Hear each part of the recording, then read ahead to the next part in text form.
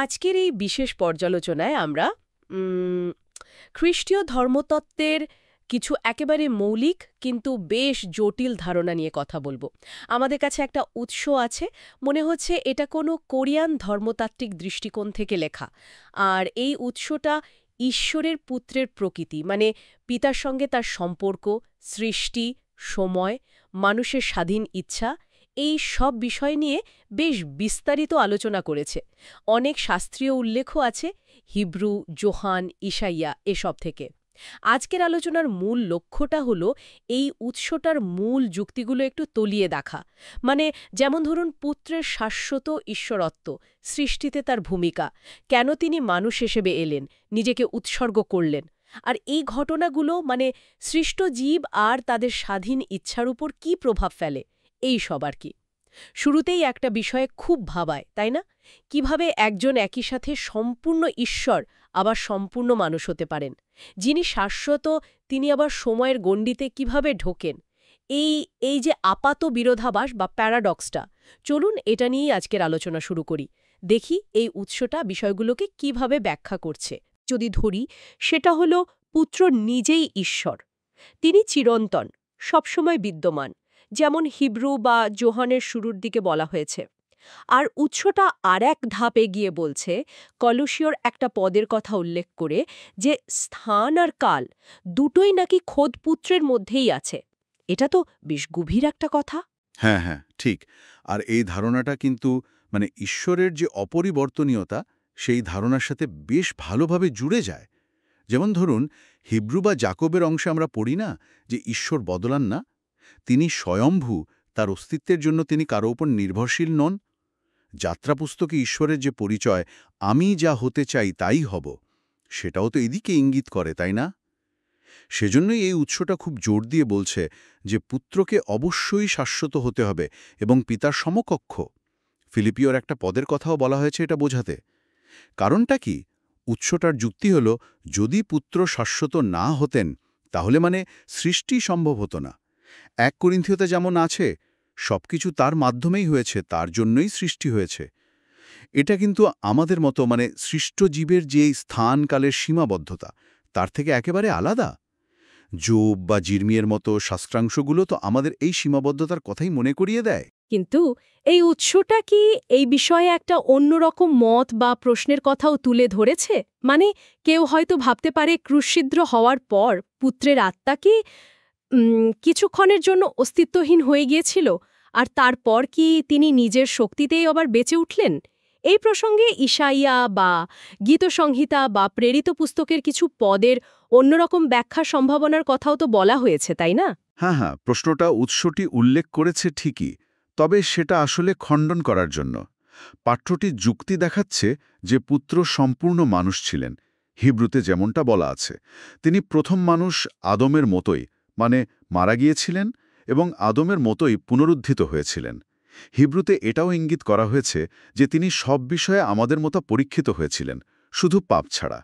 আসল কথাটা হল, উৎসটির মতে তার পুনরুত্থান সেটা প্রাথমিকভাবে তার ঈশ্বরত্বের প্রমাণ নয়, বরং তার পুত্রত্বের প্রমাণ।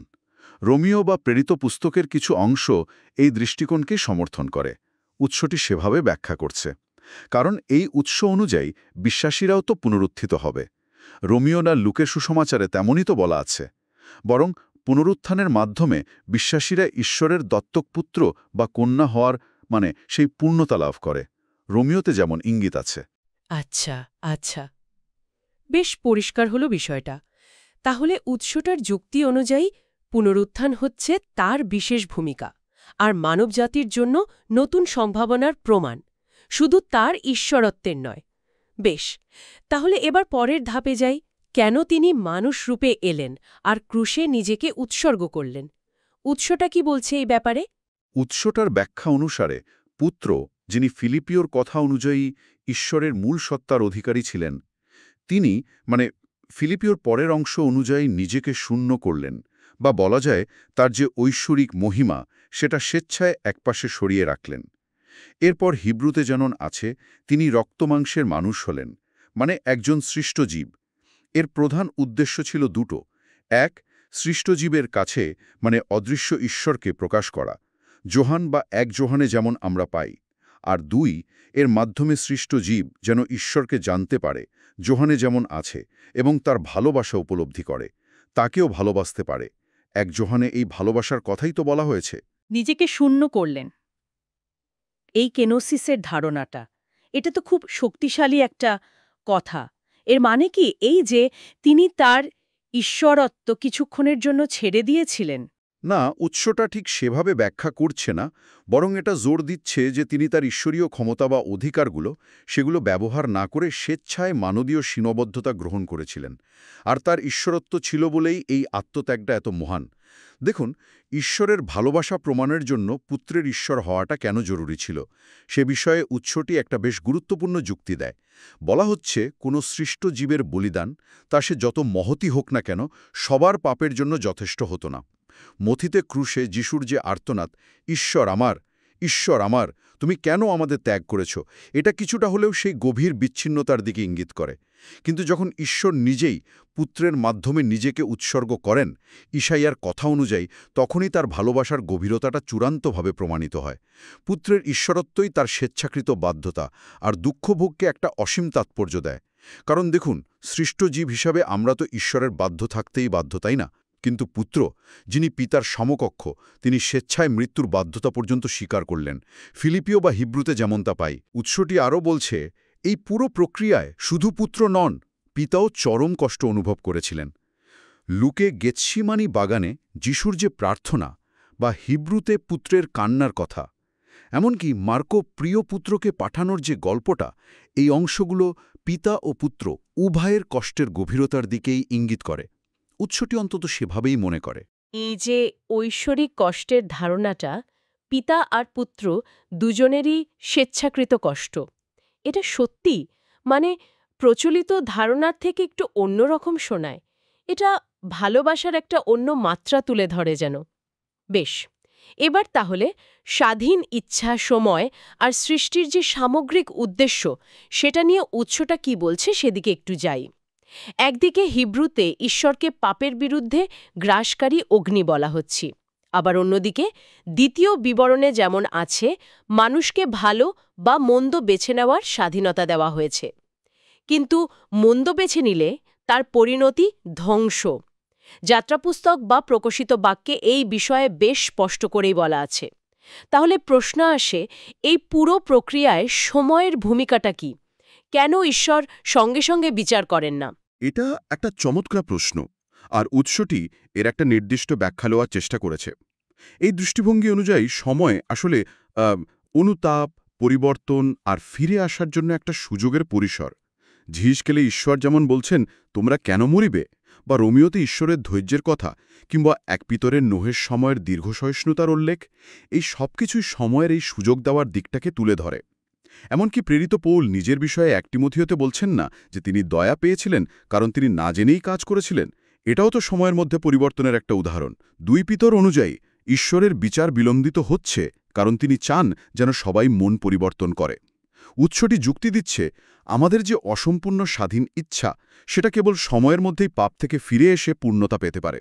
সময়ের বাইরে, মানে শাশ্বত বর্তমানে, হয়তো কোনো পাপের সম্ভাবনা ও চূড়ান্ত পাপ হিসেবেই গণ্য হবে, আর তার তাৎক্ষণিক পরিণতি হবে ধ্বংস। গীতসংগীতায় এরকম ইঙ্গিত আছে। আর মজার ব্যাপার হলো, উৎসটি বলছে পূর্ণতা লাভের পরেও সৃষ্টিজীব কিন্তু সময়ের কোনো না কোনো রূপের মধ্যেই থাকবে। যেমন ধরুন, প্রকাশিত বাক্যে নতুন সৃষ্টিতে চোখের জল মোছানোর কথা বলা আছে, যা একটা প্রক্রিয়া বা অবস্থার পরিবর্তন, সময়েরই ইঙ্গিত দেয়। তার মানে এই উৎস অনুযায়ী সময় শুধু ঘড়ির কাঁটা নয়, বরং এটা ঈশ্বরের করুণা আর মানুষের বেড়ে ওঠার একটা ক্ষেত্র। এটাই কিন্তু বিষয়টাকে আরও আকর্ষণীয় করে তুলছে, বিশেষ করে যখন উৎসটি ইঙ্গিত দিচ্ছে যে ঈশ্বর পুত্রের মানুষরূপে আগমন আর বলিদানের পরিকল্পনা করার পরেই নাকি সৃষ্টি শুরু করেছিলেন। ইফিসীয়তে যেমন আছে, জগতের পত্তনের পূর্বে তিনি খ্রিস্টেতে আমাদিগকে মনোনীত করিয়াছিলেন, বা ইফিসীয়তে সেই অনন্তকালীন সংকল্পের কথা যা খ্রিস্ট যিশুতে করা হয়েছিল, এবং ১ পিতরেও তো আছে, জগতের পত্তনের পূর্বে নিরূপিত। এই শাস্ত্রাংশগুলো কি এই ধারণাকেই সমর্থন করে? হ্যাঁ, ঠিক ধরেছেন। উৎসটি এই শাস্ত্রাংশগুলো ব্যবহার করে ঠিক এটাই বলতে চাইছে। এর বিস্তারিত ব্যাখ্যাটা হল, পুত্র যখন সৃষ্টি জীবে পরিণত হলেন তখন তিনি শুধু মুক্তিদাতা হলেন না, বরং তিনি হলেন সৃষ্টির নিখুঁত আদর্শ, বা বলা যায় আদিরূপ, প্রোটোটাইপ যাকে বলে। কলসীয়তে তাকে সমস্ত সৃষ্টির প্রথম জাত বলা হয়েছে। উৎসর্গে এখানে হিব্রু শব্দ মন্দা আদেলের উপর জোর দিচ্ছে, যার অর্থ শুধু প্রথম জন্মানো নয়, বরং শ্রেষ্ঠ বা প্রধান জন। রোমিওতে তাকে অনেক ভাইদের মধ্যে প্রথম জাত বলা হয়েছে। এই প্রথম জাত হলেন সেই আদর্শ বা টেমপ্লেট যার মতো হওয়ার জন্য বা যাকে অনুসরণ করার জন্য বাকি সৃষ্টিজীবদের সৃষ্টি করা হয়েছে। এক পিতরে যেমন আছে, তোমরা যেন তাহার পদচিহ্নের অনুগমন করো, বা মতিতে শত্রুকেও প্রেম করার কথা যেমন স্বর্গস্থ পিতা করেন। মার্কে সেই সর্বশ্রেষ্ঠ আজ্ঞা, ঈশ্বরকে ও প্রতিবেশীকে প্রেম করা। এবং রোমিওতেও আছে প্রেমী ব্যবস্থার পূর্ণতা। এই সবই তো সেই আদর্শ অনুসরণ করার আহ্বান, তাই না? তাহলে বিষয়টা দাঁড়াচ্ছে, সৃষ্টির আগে মুক্তির পরিকল্পনা ছিল, এবং সেই মুক্তিদাতাই হলেন সৃষ্টির চূড়ান্ত মডেল বা লক্ষ্য। এটা তো সৃষ্টির উদ্দেশ্য সম্পর্কে এক বিরাট দৃষ্টিকোণ খুলে দেয়। এই সূত্র ধরেই কি উত্তরাধিকারের ধারণাটা আসছে? উৎস বলছে, পিতার সমস্ত প্রতিশ্রুতি, তার নাম, কর্তৃত্ব, রাজ্য, সবই পুত্রের প্রাপ্য। হিব্রু, গালাতীয়, ফিলিপীয়, মথি অনেক জায়গাতে এর উল্লেখ আছে। পুত্রই একমাত্র প্রকৃত উত্তরাধিকারী। লুকের সেই দ্রাক্ষাক্ষেতের মালিকের পুত্রের গল্পটার মতো। উত্তরাধিকারের ধারণাটা এখানে অত্যন্ত গুরুত্বপূর্ণ। তবে উৎসটি ব্যাখ্যা করছে যে এই উত্তরাধিকার শুধু পুত্রের মধ্যেই কিন্তু সীমাবদ্ধ নয়। রোমেও বা গালাতীয় অনুযায়ী যারা পুত্রকে বিশ্বাস করে তারাও পবিত্র আত্মার মাধ্যমে ঈশ্বরের দত্তক সন্তান হয়ে ওঠে। উৎসটি সম্ভবত কোরিয়ান প্রেক্ষাপট থেকে আসায় ইয়াংজা শব্দটি ব্যবহার করেছে, যার অর্থ দত্তক সন্তান। তো তারা দত্তক সন্তান হয়ে পুত্রের সাথে সহ উত্তরাধিকারী হয়। তারা পবিত্র আত্মার শক্তিতে পুত্রের নামে প্রার্থনা করার ও কাজ করার কর্তৃত্ব লাভ করে। যোহান, মার্ক, 1 পিটার এসব জায়গায় এর উল্লেখ আছে। এমনকি তারা ঈশ্বরের সিংহাসনে বসার ও শাসন করার প্রতিজ্ঞাও লাভ করে, প্রকাশিত বাক্য বা মথিতে যেমন লেখা আছে। তবে একটা পার্থক্য আছে যা উৎসটি উল্লেখ করেছে। পুত্র হলেন সবকিছুর উত্তরাধিকারী। হিব্রুতে যেমন আছে, তার কর্তৃত্ব অসীম, কিন্তু দত্তক সন্তানদের কর্তৃত্ব সেটা নির্দিষ্ট ক্ষেত্রের জন্য। যেমন হিব্রু বলছে তারা ভবিষ্যৎ জগতের শাসনভার পাবে, বা 1 পিটার বলছে তারা ঈশ্বরের মনোনীত প্রজা, রাজকীয় যাজকবর্গ। বিশ্বাসীদেরও নাকি কখনো কখনো প্রথম জাত বলা হয়েছে। হয়তো কোরিয়ান শব্দ জাংজা ব্যবহার করা হয়েছে, বা প্রথম ফল, কোরিয়ান চেয়ত ইয়লমে। যেমন হিব্রুতে আছে প্রথম জাতদের মণ্ডলী। যাত্রা পুস্তকে ইসরায়েলকে ঈশ্বরের প্রথম জাতক পুত্র বলা। রোমিওতে আত্মার প্রথম ফল প্রাপ্ত আমরা। প্রকাশিত বাক্যে ঈশ্বরের ও মেষশাবকের উদ্দেশ্যে প্রথম ফল, বা 1 করিন্থীয়তে খ্রিস্ট মৃতগণের মধ্য হইতে প্রথম ফল। এর কারণ কি এই যে তারা সেই প্রকৃত প্রথমজাত খ্রিস্টের প্রতিমূর্তিতে ধীরে ধীরে রূপান্তরিত হচ্ছে। একদম ঠিক। উৎসটির ব্যাখ্যাটা ঠিক এমনই। বিশ্বাসীদের প্রথমজাত বা প্রথম ফল বলার কারণ হল তারা খ্রিস্টের আদর্শ অনুসরণ করে, তার মাধ্যমে নতুন জীবন লাভ করে এবং ঈশ্বরের পরিকল্পনায় একটা বিশেষ স্থান অধিকার করে। তারা যেন খ্রিস্টরূপী সেই প্রথম ও প্রধান ফলের পর ঈশ্বরের জন্য উৎসর্গীকৃত বাকি ফসল। কিন্তু খ্রিস্টই হলেন আদি, অদ্বিতীয় এবং প্রকৃত প্রথমজাত, যার মাধ্যমে এবং যার অনুকরণে অন্যরা এই সম্মানটা লাভ করে। তাহলে সব মিলিয়ে যদি দেখি, এই ঈশ্বরী পুত্রকে 2টো প্রধান ভূমিকায় দেখাচ্ছে। একদিকে তিনি সৃষ্টিকর্তা, যোহন বা কলসীয়তে যেমন আছে, আর বিশ্ব চরাচরের ধারক, স্থান ও কালের ঊর্ধ্বে থেকেও সেগুলোকে তিনি ধারণ করে আছেন, কলসীয় বা হিব্রুতে যেমন। আর অন্যদিকে তিনি পিতার সমকক্ষ, শাশ্বত ঈশ্বর, যোহন বা ফিলিপিওর কথা অনুযায়ী। হ্যাঁ, একেই হলো সংশ্লেষণ। মূল যুক্তিগুলোকে যদি আবার এক সুতোয় গাঁথার চেষ্টা করি, পুত্রের শাশ্বত ঈশ্বরত্ব সেটা অপরিহার্য, তার স্বেচ্ছায় মানুষরূপে আসা এবং সেই চরম কষ্টভোগ ও বলিদান, এটা ছিল ঈশ্বরের ভালোবাসা প্রমাণ করার আর সৃষ্ট জীবের জন্য নিখুঁত আদর্শ স্থাপনের একটা উপায়। সৃষ্টির আগে থেকেই স্থিরীকৃত এই পরিকল্পনা। ইফিসীয় বা ১ পিতরের ইঙ্গিত অনুযায়ী সেটা স্বাধীন ইচ্ছাসম্পন্ন সৃষ্ট জীবকে সময়ের পরিসরে পাপ থেকে ফিরে এসে নিখুঁত হওয়ার সুযোগ দেয়। তারা প্রথমজাত পুত্রের মতো হয়ে ওঠে এবং তার মাধ্যমে অনন্ত জীবন ও ঈশ্বরের রাজ্যে কর্তৃত্বের উত্তরাধিকারী হয়। এর চূড়ান্ত লক্ষ্য ১ করিন্থে অনুযায়ী যেন ঈশ্বরই সর্বেসর্বা হন। এই পুরো কাঠামোটা মানে পুত্রের ঈশ্বরত্ব এবং তার স্বেচ্ছাকৃত আত্মত্যাগের উপর দাঁড়িয়ে আছে। উৎসটি মূলত এটাই মনে করে। তাহলে এই গভীর আলোচনার মূল বিষয়গুলো যদি আরেকবার একটু মনে করার চেষ্টা করি, পুত্রের শাশ্বত ঈশ্বরত্ব এটা কোনো আপোষের বিষয় নয়। ঈশ্বরের চূড়ান্ত ভালোবাসা প্রকাশ করতে আর পতিত মানবজাতির জন্য নিখুঁত আদর্শ স্থাপন করতে তার মানুষ হিসেবে আগমন ও কষ্ট ভোগ করে মৃত্যুবরণ জরুরি ছিল। স্বাধীন ইচ্ছাকে ধ্বংসের হাত থেকে বাঁচিয়ে পূর্ণতার দিকে নিয়ে যাওয়ার জন্য সময় একটা গুরুত্বপূর্ণ উপাদান হিসেবে কাজ করে। আর সবশেষে খ্রিস্টে বিশ্বাসের মাধ্যমে মানুষ ঈশ্বরের দত্তক সন্তান হয়ে তার অনন্তকালীন উত্তরাধিকার লাভ করে।